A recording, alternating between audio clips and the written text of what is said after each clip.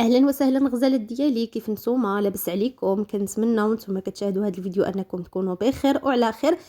سعيده بلقياكم مجددا اخواتي. فيديو جديد، نهار جديد، روتين جديد ان شاء الله باذن الله. روتين فيه شهوات اللي هما فنين غزالين اقتصاديين البنات. هنا غنبداو الفيديو ديالنا بالشابلور. كما كنعرفوا البنات كاملين الشابلور الصراحه كيكون غالي واحد شويه. مهم انا شحال ما شريت راه ما كيقدنيش 10 دراهم 20 درهم 30 درهم، ما كيقدنيش نهائيا.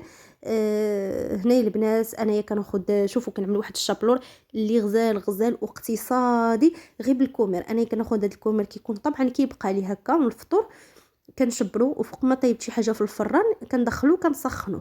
يعني ماشي كنسخنو الفران شاعل، كندخلو كنسو في صينيه وكندخلو للفران. ملي كنخرج داكشي اللي كيكون طيبتو كندخلو للفران طافي صافي دغيا كيوجد كيكبس. خصنا يكبس لنا مزيان، يعني يكون كابس مزيان.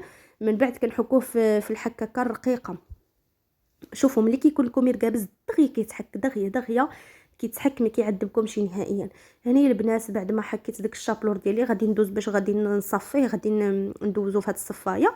هذاك اللي بقى لي غير كان كيطرب من الحكاكه الغليظه وصافي، ما نرميوهش، نزيدو هذا نطحنوه في الهاشوار ونزيدو فوق هدايا عاوتاني. صافي البنات كما قلت لكم، هنا غادي ندوز باش غادي نسم الشابلور ديالي بشويه د الزعتر وشويه د الثوم بودره وشويه د البصل بودره. شوفوا والله العظيم هاد الكميه اللي عطاتني راها كميه فنه. راه خصكم واحد 20 درهم باش تشريوها، وهي الصراحه ما كاملاش فيها حتى جوج د الكميرات صافي. والتنسيم كيبقى على حسب الذوق ديالكم نتوما. صافي البنات هنايا غادي ندوز باش نوجد معكم واحد العجينه ديال الكريب مالح. هنايا غادي ناخذ بيضه، غادي ناخذ شويه د الملحه، شويه د البزار. شوفوا هاد المقادير اللي غنعطيكم مقادير مضبوطه.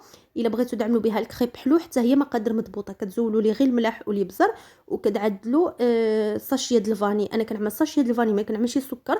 واللي بغى يعمل سكر كيعمل واحد المعلقه ولا جوج فقط، ما تزيد كثروش السكر بزاف لان كيكون فيه الشوكولات، كيكون فيه الديسير. ما تكثروش الشوكولاته بزاف البنات، ما تكثروش السكر بزاف، عملوا ساشيه د الفاني حسن. صافي هنا البنات كنعمل داك البيضه، قبيصه الملحه، قبيصه د الابزار. كنخلطهم مزيان مع نص سيترو د الحليب. من بعد كنزيدهم 2 معالق د الزيت البلديه. هاد الزيت البلديه كتعوض بالزيت اولا الزبده الا كان الكريب غيكون حلو. صافي هنايا كنعمل له 250 غرام دقيق زلافه كتكون عامره مزيان. هاد المقادير هادو كما قلت لكم مضبوطه 250 غرام دقيق. من غير الا كان زعما الطحين ديالكم كيشرب بزاف ما غاديش تزيد واحد شويه على داك 250 غرام وصافي. صافي البنات هذا هو القوام ديال العجينه الكريب كيفاش خصها تجي. من بعد كنطحنها بالميكسور بحال هكا، كنطحنها مزيان. نتوما طحنوها باش ما بغيتو بميكسور ولا اللي عندكم، طاس العصير اللي عندكم غادي تطحنوا بها مزيان وغادي نخليوه يرتاح على جنب. كنطحنوها البنات حتى كيبدا يعمل لنا داك، كتشوفوا داك الفقاعات. صافي وكنتخلصوا من داك الحبيبات اللي كيكونوا فيه هكا باش بلا ما نصفيوه بلا والو. صافي البنات هنا كندوز نوجد الحشو نخليوه يرتاح. كيف ما قلت لكم العجينه ديال الكريب شحال ما ارتاحت شحال ما كتجي فنه. الا خليتوها ترتاح بزاف راه كتجي مزيونه بزاف. انا خليتها هنا تقريبا نص ساعه، الا ما كنتوش مزروبين بها عي خليوها نص ساعه، يعني ما تخافوش منها. صافي هنايا دوزت باش نوجد الحشوه. بالنسبه للحشوه عملت مقله فيها واحد البصيله، عملت فيها شويه الزيت البلدي ونديتهم كيتشحروا. وعندي هنايا طريفه الدجاج. نتوما اللي بغيتو تعمروا به الكفته الدجاج اللي بغيتو لا دال.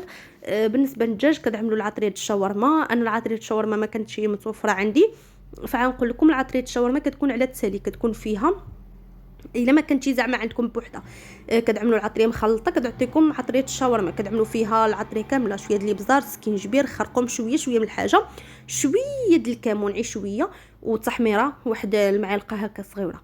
صافي البنات غنخلي داك الشيء كيتشحر مزيان كيف ما كتشوفوا. غنخلي داك العطريه تدخل في الدجاج ديالي مزيان. والثوم بودره والبصل بودره حتى هي. وغندوز باش نوجد معاكم البنات واحد البيشاميل عمركم ما شفتوا بحالها.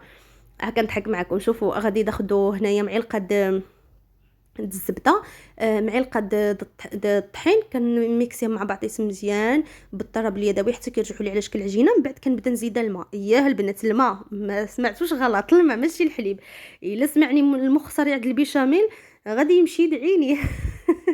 شوفوا هاد الوصفه ديال البنات بالماء، والله العظيم انا جربتها صدفه، ماشي جربتها صدفه، جربتها باش نجربها وعجبتني، نالت الاعجاب ديالي، جاتني خفيفه بزاف على البيشاميل اللي كنعملوها بالحليب. وقدمت هذه الوصفه هذه في راديو اصوات ونالت الاعجاب العديد من السيدات، والله العظيم عجبت بزاف د الناس. وصافي، وانا هاد الوصفه والله الا رجعت عندي معتمده كما قلت لكم، كنعمل الماء في بلاصه الحليب، الكوزه ضروري، شويه د الملح، شويه د البزار، والجبن المثلث حتى هو ضروري، جوج وحده اللي عندكم نتوما متوفر. انا هنايا الاضافات اللي كنضيف زيت موتزاريلا، نتوما تقدروا تزيدوا موتزاريلا، تقدروا تزيدوا سابانيتا د تشيدر، تقدروا تزيدوا كيسو دوبولا، اي حاجه متوفره عندكم تقدروا تزيدوها، غير هي ما كانتش متوفره ماشي مشكل. اما الجبن المثلث ضروري، حيت فيها علمه، ضروري تعملوا ديك الوحده ولا جوج، ضروري البنات. صافي كتميكسيوه معاها، زعما ماشي كطحنوه ولا شي حاجه، غير بالطراب اليدوي كيذوب وكتعطي نتيجه مزيونه. ان هاد البيشاميل هادي اعتمدتها خصوصا في لي باط، ما كتجيش ثقيله على القلب، كتجي فنه فنه وغزاله، والله العظيم الا جربتوها البنات ما غاديش تندموا. صافي هنايا بعد ما طابت لي البيشاميل ديالي وزيدت على ديك الدجاج، خليتهم كيرتاحوا. هيدا هاد خلطتهم مع بعضيتهم حتى دخلت ديك البيشاميل ديالي في ديك الجداد، من بعد خليتهم كيرتاحوا على جنب. هنا دوزت كنطيب العجينه ديال الكريب. شوف البنات، بالنسبه للعجينه ديال الكريب نقول لكم واحد الحاجه، الا كنتوا غتعملوها حلوه ماشي مشكل انكم تعملوها غليظه واحد شويه، غير هي الا كنتوا غتعملوا الكريب مالح يعني معمر ومطوي، من الاحسن عملوا العجينه رقيقه، لان الحلو نتوما عارفين كنعملوا شويه النوتيلا في الوسط وكنطويوه على جوج وشويه ديسيركا فوق منه. اما هاد المالح كيتسطوا على 4. هنا كنت كنعلق البن زعما الحريره كنوريها لكم، زعما قولوا لي قديتيها. صافي هنايا هدايا كما قلت لكم خاصها تكون رقيقه، حيت عتعمر وعتطوى، فهمتوا كيفاش خاصها تجي رقيقه واحد شويه، ما تعمروش المغروفه بزاف بالعجينه. هنايا دوزت طيبت 5، وهي نص لتر الحليب كيخرج 7 د الكريبات، خليت اخرين كيطيبوا.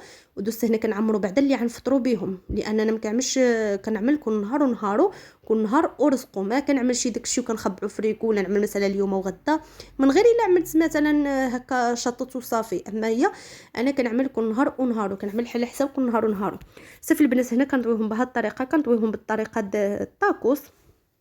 بعد ما كنعمل فيهم داك الحشوه كنزيدوا من الفوق واحد شويه د الجبن. انا هنا عملت موتزاريلا، نتوما تقدروا تزيدوهم اي جبن، اما موتزاريلا اما سابانيتا، اي جبن عندكم تقدروا تزيدوه، ولا تقدروا تستغناو عليه، هو كيعطي ديك التعلكه في الوسط د الحشوه. هنا البنات باش تعرفوني شو كنضخ ملي كتقرب المغرب تأذن وكتكون مثلا بقى واحد 15 دقيقه، شكون البنات بحالي كتوقع على هاد القضيه وصافي، وكنبقى غير كنتفتف لان كيسحب لي عاد اذن المغرب وما ندركش نعمل حتى حاجه. باش تعرفوني دايخه واخده بانيو كبير فحالي نعجن فيه السفنج ومفقصه فيه 2 د البيضات. يلا قولوا لي واش دخت ولا ما دختش يا البنات؟ صافي فقصت فيه ديك 2 د البيضات داك البانيو، كنعمل فيه الكريب ديالي. من بعد داك الكريب كنعدلو في الشابلور. هنايا المقله كانت الزيت كانت عندي ديجا كتسخن قبل من ملي كنت كنعمر هاد الحشوه في هاد الكريب ديالي، كانت كتسخن الزيت، ضروري خصها تكون سخونه مزيان. صافي البنات هنايا غادي ندوز كنقليهم كما شفتوا، حيدت الحريره من تما رجعت الليهن باش عملت مطعه هاد الكريب.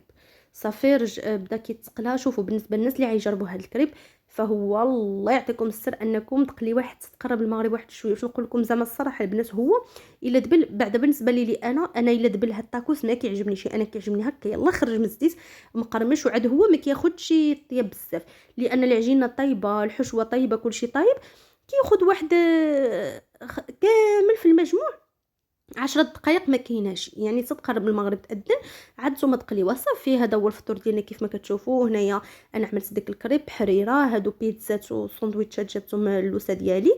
الزوج ديالي كان مسافر ما كاينش، قلت له ماشي مشكل اجي نفطر معايا هكا زعما نتوانسوا انا وياك، متبقاش انا بوحدي وانت عاوتاني بوحدك. قلت له اجي انا وياك. صافي هي جابت داكشي وهكا كيتونس الانسان وكل شيء.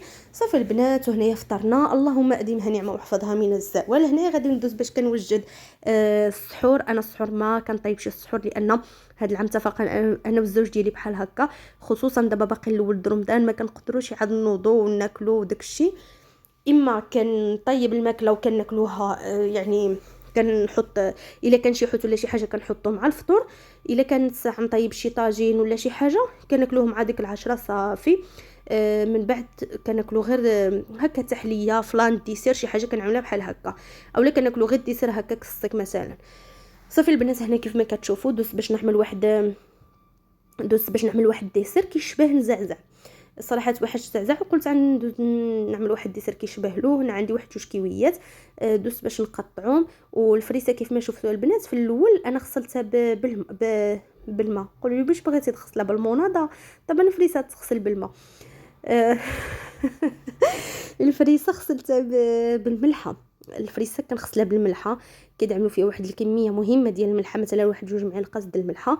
كتخليوها هكا واحد 3 ثانيات 4 وتخلطوها بيدكم، بقاو ديروها بيداكم وتشوفوا الرمله اللي كتطلق عرفتوا كتغسل من الاعماق الاعماق ديالها. انا كنغسلها بالملحه والله العظيم كتغسل مزيان، كيزولوا منها الميكروبات وفي نفس الوقت ديك الرمله كامله كطيح. لان فريسه كتكون فيها الرمله بزاف كتعذب في الغسيل، كتعملها الملحه دغيا كتهبط ديك الرمله. وانا غادي نوريها لكم. صافي البنات هنايا كما قلت لكم قطعت هذيك الكيويه. قطعت هنايا كيويه قطعتها مربعه، زعما طريفات مربعين. قطعت تماك واحد البنانه، كانت عندي بنانه اللي هي كبيره زعما واحد بنانه كبيره، قطعت غير وحده. قطعتها هكا طريفات دائريين دائريين ماشي مربعين. وصافي هنا البنات شوفوا كنوريكم ديك الرمله اللي كتهبط الفريسه. كتهبط الرمله ديالها كامله. ومن مورا الملحه طبعا غنغسلها واحد 2 3 ولا 4 المرات ضروري عاوتاني بالماء عادي زعما هكا بلا ملحه بلا حتى شي حاجه. صافي وكتنقى مزيان، كتحسوا بها انها بصح نقيه. وشوفوا غير ملي كتعملوا لها الملحه هانتوما كتشوفوا معايا كترجع كتشعل كتحسوا بدوك الحبيبات ديالها اللي كيكونوا لاصقين فيها تنقاو. هادوك تنقاو ما بقاش فيهم داك اللون د الرمله. صافي هنا البنات غادي نكمل الفريسه ديالي وغادي نعملها هكا في الطبق. غادي نعملها هكا في الطبق كدنشف وغادي نخليها على جنب. من بعد صافي من بعد اللي كيحتفظ بها في الكونجيلاتور يحتفظ بها، اللي كياكلا. صافي انا هنا هاد الفريسه اللي غسلتها دابا حيدت منها واحد شويه باش نقطعها حتى هي واحد المرسوات هكا صغيورين. هنا كيف ما كتشوفوا غادي نقطعها بحال هاد الشكل هدايا، كروات مربعين صغيورين باش نعمل بها التحليه ديالي. هاد التحليه هاد سمحوا لي البنات ماشي التحليه، هاد الديسير غادي تقدروا تعملوا فيه اي فواكه عندكم كتواتى مع البنان ومع الفريسه ومع الكيوي. دعملوا تفاح، دعملوا اللينغاس، مهم اللي عندكم. تقدروا تعملوا اناناس حتى هو كيجي معاه مزيون. تعملوا اللي عندكم، الفخومبواز، اي حاجه عندكم كما قلت لكم تقدروا تعملوها. شوفوا شي مرات انا كنعمل عيب البنان وتفاح وفريسه بارك على البنان وتفاح وفريسه وكتجي فنه. وهاد التحليه انا غادي نعملها بالرايب، تقدروا تعملوها بالرايب، تقدروا تعملوها بدانون، زعما اي حاجه متوفره عندكم تقدروا تعملوها بها. انا غادي ناخذ هنا كيسان عاديين د العصير اللي كنشربوا فيهم العصير، وغادي نعمل فيهم هكا يعني واحد شويه د الرايب. يعني انا بغيتها تجيني في شكل زعزع تقريبا، واخا زعزع طبعا ماشي بالرايب بالفلان ماشي مشكل. هنايا انا عملت كنعمل عا واحد شويه د الرايب كما قلت لكم البنات وصافي. هذا الرايب هذا طبعا ماشي صنع منزلي. دابا نجرب معكم واحد الرايب رائع جدا ديال الدار. هذا الرايب هذا انا عي كنشريه، يعني كنشريه. تقدروا تعملوا كما قلت لكم دانون، الرايب اللي بغيتو اللي تجين، المهم اي حاجه عندكم. وهي من الاحسن هاد الديسير من الاحسن تعملوه باما رايب اما دانون. صافي البنات هنا كيف ما كتشوفوا كنعمل داك الرايب، كنعمل فوق منه شويه ديال الكركاع. من بعد داك الكركاع كنفتتو بيدي. من بعد كنعملوا شويه ديال الفريسه. من الاحسن تسبقوا الفريسه هي الاولى حيت هي كتطلق شنو سميتو، كتطلق داك السيرو ديالها كتجي بحال الرايب بالفريسه. صافي من بعد كنزيدوا هذاك شويه ديال البنان. من بعد كنزيدوا شويه ديال الكيوي هذاك اللي قطعته دوائر مرصوات زعما. وهذاك كيوي اللي عملته دوائر غادي نزوق به هو والفريسه اللي خليتها حتى هي صحيحه. صافي غنزوق بالكيوي وبالفريسه وغادي نزيد حتى واحد شويه ديال الكركاع هكا كركاع نص كركاع زعما من فوق من كل وحده. صافي البنات وهذا هو الديسير ديالي. والله العظيم هاد الديسير هذا راه كيشبع الا كليتوه كتقيلوا مزيانين. انا بعدا هذا هو السحور ديالي.